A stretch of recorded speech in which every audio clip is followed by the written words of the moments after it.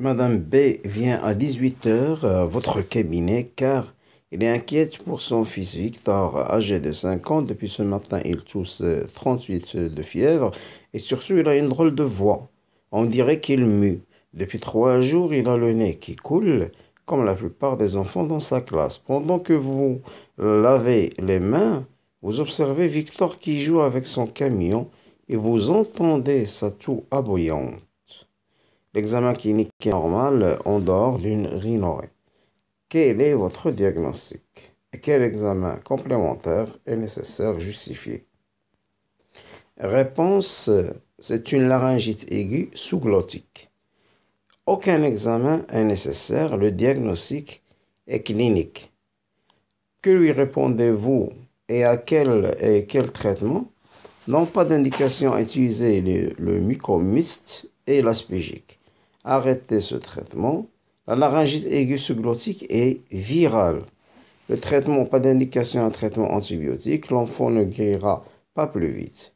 Traitement en ambulatoire, traitement symptomatique, traiter la fièvre, des mesures générales et du paracétamol.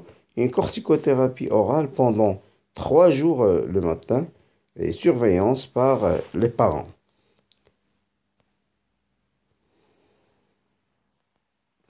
La maman vous demande si vous pouvez jeter un œil sur sa sœur Laure, 2 ans et demi, car cet après-midi, alors qu'il jouait avec sa grande sœur qui faisait un collier de perles, il est devenu toute bleue, avec du mal à respirer. J'ai eu peur, j'ai cru qu'il s'étouffait. J'ai voulu téléphoner aux pompiers, mais je n'ai pas eu le temps. Après avoir toussé, il s'est mis à pleurer, puis a repris des couleurs et s'est remise à jouer.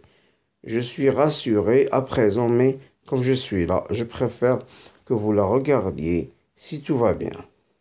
Donc, c'est un syndrome de pénétration lors de l'installation d'un corps étranger, de collier.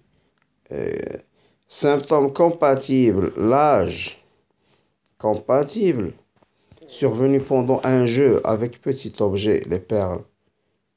Oui, potentiellement grave, bien sûr, c'est un syndrome de pénétration, car il peut entraîner une asphyxie et le décès.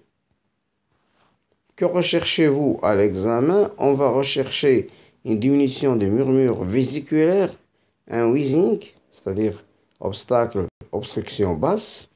Quel examen complémentaire? Bien sûr, la radio pulmonaire, de face en inspiration, puis en expiration, si normal, en inspiration. Faut-il un autre examen? Si oui, lequel? Et quelle sera votre prise en charge en fonction du résultat? Oui, il faut faire une radiothorax en expiration, trapage de l'air unilatéral, radiographie pulmonaire peut-être normale. Quels que soient les résultats de la radiothorax, la suspicion clinique est forte. Il faut une hospitalisation, une endoscopie bronchique. C'est le seul examen qui permettra d'infirmer ou de confirmer le diagnostic et aussi d'extraire le corps étranger.